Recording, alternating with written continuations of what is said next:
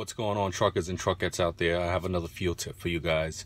For those of you that are driving manuals, if you start off in a higher gear, the less gears you have to move, the better.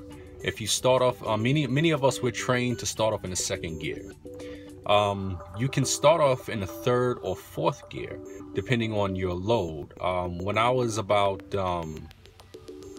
total weight of about 60,000 pounds to 64,000 pounds, I was able to start off between the fourth and fifth gear. If I was lighter, I was able to start off in fifth to sixth gear, believe it or not.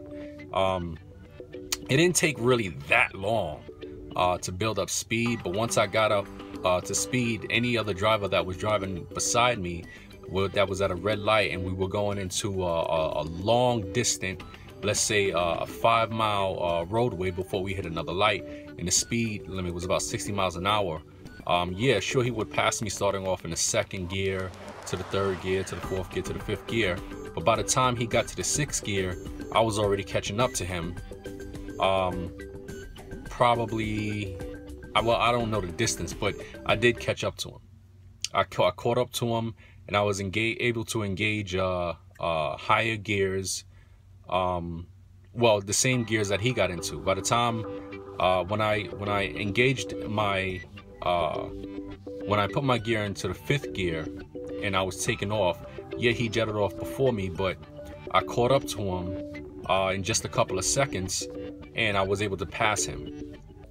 You know, depending on what type of engine that you have, if you have, of course, Eaton Fuller transmission, but depending on the type of engine as well, you can float your gears.